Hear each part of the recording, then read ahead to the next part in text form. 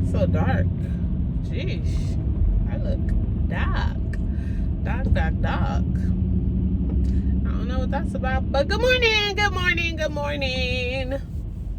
How are you today? Thank you very much for joining me on my ride to work. Happy Monday morning. Just kidding. Anyway, happy Monday morning. I am in definite LA traffic. Definitely LA traffic. How y'all doing? Hi everybody. You know, where you can literally roll down your window and talk to the person next to you. Yes, that is what's going on right here. Like, hey, how you doing? Good morning. Sheesh. Yes, so LA traffic. Jesus Christ. Anyway, hopefully you guys had a wonderful weekend. Why am I talking so loud and I'm in the car by myself? I don't know. But, ooh, a quarter. You know what? My sisters used to always, when they were younger, because I'm the oldest, so when they were younger, when we were younger, because I'm not that much older, but when we were younger, and I was the working sister, and then my husband, who was my baby daddy at the time,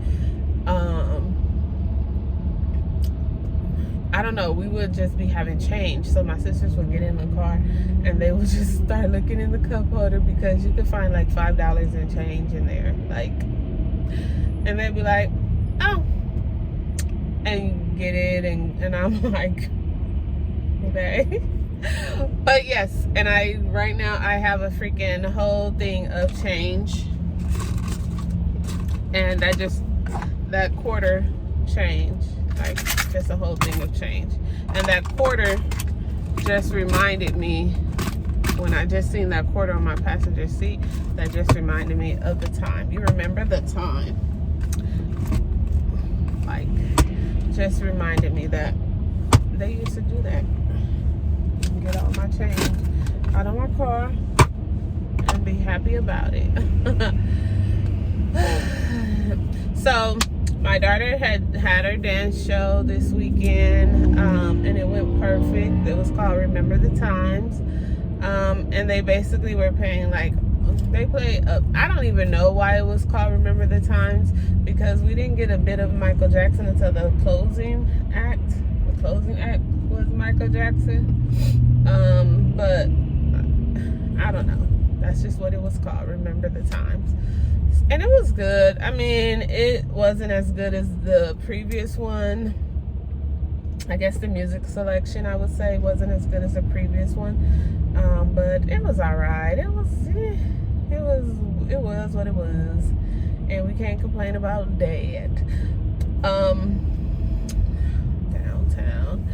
Yes, the Lakers are in a fight or die thing tonight. It's 3-0 in favor of the Nuggets. So it looks like LA is going to be very sad by the Lakers not advancing on. And that I spoke about it because I'm looking at downtown right now, and I know I'm close to I was about to call it the Staples Center, but it's not the Staples Center now. It's called, what is it called? Crypto Arena. I had a job interview for the SoFi Stadium, and I missed it because I totally forgot about it, because it was Zoom, and then it did not, I didn't set the reminder correctly. So when it went to go, I was like, they sent an email like 30 minutes before or so, and I totally tripped out and forgot, and did not see it until it was already 15 minutes after, when I got your interview was canceled or whatever. And I was like, so now I'm gonna have to wait a couple of months longer before I apply again, because I don't want them to be like, oh yeah, we had an interview, and then I'm like, oh, no. So not gonna do that. So I'm just gonna wait till like 6 months down the line and then reapply. to try to get back in. Cause why not? I need a second job. Doesn't hurt to bring in a little extra money. I was thinking about doing fast food, but I have never in my life worked in fast food. I have worked in customer service, just not handling anybody's food. And I know how ruthless and rude people can be and can get, and I just don't want to deal in it.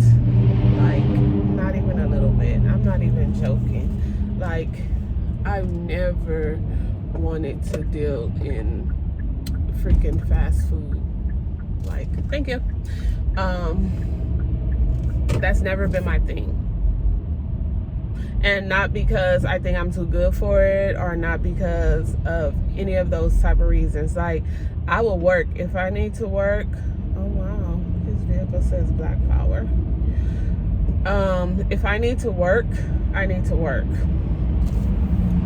And if it helps me get advancement in my life and my kids' life, then I'm gonna work. Like, there's no doubt about it. I'm working. So and actually when I was like 16 or something, when I first started looking for jobs, I applied to McDonald's, Jack in the Box, all these places, all of the fast food places. I could not get hired for nothing. Like, it was like I would apply, I never got called for interviews. And it was so weird because it was like one of the places that I applied to was literally down the street from my house. Like, I would literally be able to walk to work every day.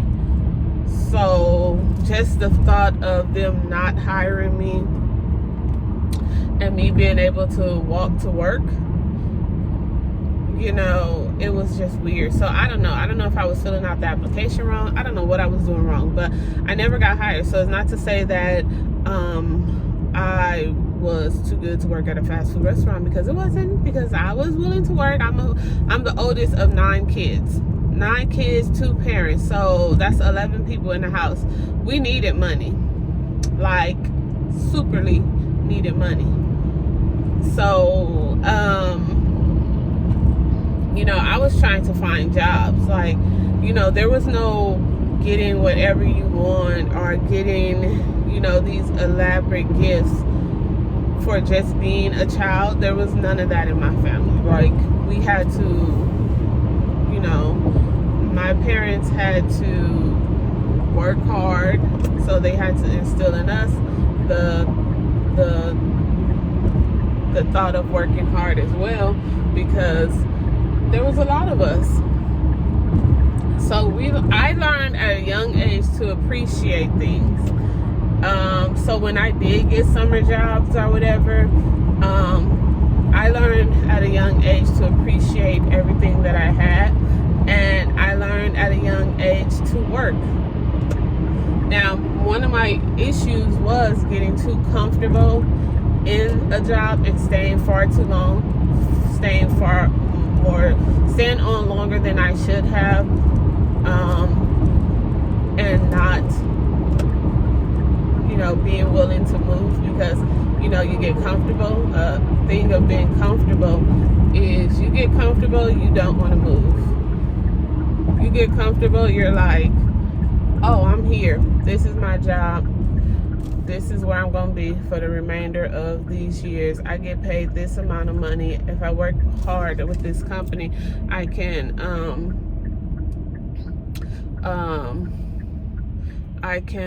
get promoted, more promotion, and then I'll be to where I want to be at. Not always the case. And then we get complacent and we get comfortable, and then we get so relaxed that we're not doing what we should do, and it's not right and not fair. We shouldn't do that. So I lead all that to say that I've been in jobs. I did not work at a fast food place. It's not to say that I won't do it now. And I have to step out of fear and just, you know, just be like, I'm doing it. I'm doing it. I have to. I know, like, with some fast food places, you can, like, have all these, you know, nails and stuff. Is that true?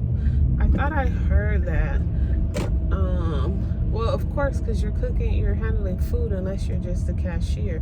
Now, I worked in customer service, but it was, I did work in retail because I worked at Bloomingdale's for a hot little minute, but the place was too far. I didn't have a car. I was catching a train, and then I would have to catch the train back at night and stuff, and that was just a little bit much. So, yeah. So at that point, I did have 2 jobs. Wow, I really did have 2 jobs at one point.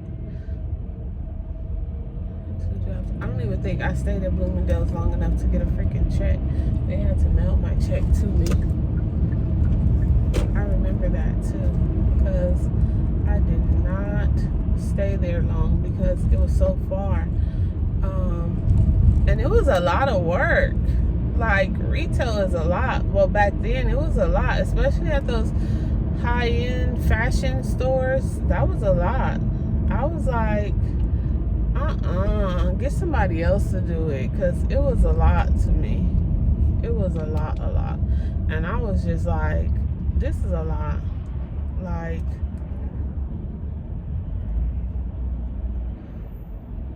but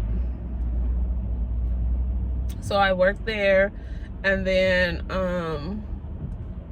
I used to work when I was younger. I used to work at like for summer jobs, work at like elementary schools and stuff like that.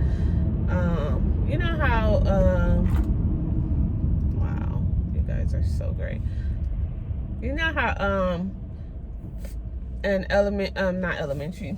I don't know if you guys ever had this, but in California or LA County, they had work programs for kids. We used to be able to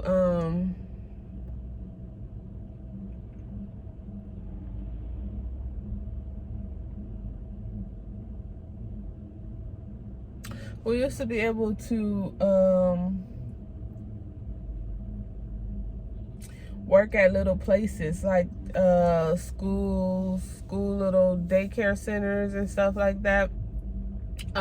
We would work there, and that's how I've come to find out that I did not want to work with kids like that, because I worked there and those kids were bad, and I was like, get somebody else to do it with these bad kids, because I just couldn't do it. I was like, no ma'am, no ham, no, nope, because these kids were bad. Like, and that's when I realized, okay, I don't want to be a teacher, because I don't have the patience to work with kids who are bad. They talk back, and then once kids find out that nowadays your parents are telling kids, you idiot, jump over in front of me like a dummy. Once parents are telling kids don't do certain things, like nobody could touch you, or nobody could mess with you, or don't let nobody, I mean, your teacher can't tell you nothing, like that kind of stuff. Not touch you, because of course nobody's supposed to be touching you at school. That's true. But I'm talking about where parents are like, the teacher can't do nothing to you, and if they say something to you, you tell me. Like, you have to actually explain that to a child. You can't just say that and then leave it like that, because a child is gonna be like, my mom said you can't tell me nothing. Like, what? So I can't tell you to sit down and listen to the curriculum? So I can't tell you to stop disrupting the class? Like, that kind of stuff. So you have to be mindful of when you're teaching your kids to not accept certain behaviors. You have to be mindful to teach your kids to also understand that, explain what you mean. Like, you know, yes, a teacher is not supposed to make you stay in a classroom by yourself without someone else there, with just them. Or a teacher is not supposed to tell you anything wrong. Or, you know, a teacher is not supposed to cuss at you. A teacher is not supposed to just yell at you and, you know, that kind of stuff. Or talk bad to you or talk bad about you or anything like that. Yes, a teacher is not supposed to do that. But to just say a teacher can't tell you nothing, and if she do or he do, let me know and I'll come up there.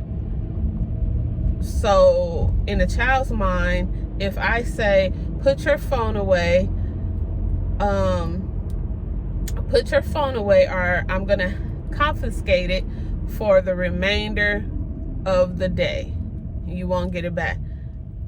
Imagine the child already hearing what their mom or dad told them, and then they're like, no, you're not doing nothing. And that's why I think a lot of these things happen in school, where these students are bucking up to the teachers and trying to fight them and telling them all this kind of stuff, because parents are not instilling the right stuff in them. Like, don't tell what? How are you telling a child that you don't have to listen to a teacher? You don't have to listen to authority. Like, I never ever went to school and felt like, or my mom never made me feel like, me going to school, that I didn't have to listen to my teacher. Never. My mom never said those words. Like, she never was like, my mom or my dad was never like, oh, if your teacher tell you this, you better make sure you tell me. You ain't gotta listen to none of that stuff they saying. Like, no, because you're there with a freaking teacher for how many hours a day? How many hours a day are you there with the teacher? But anyway, y'all, I have made it to my destination, and I am here, and I am happy to be here because now I'm getting to work. All right, so now that I made it, I'm gonna go get my coffee from Starbucks because we have a training to do. Get my coffee from Starbucks, and I'll check you guys later. Deuces.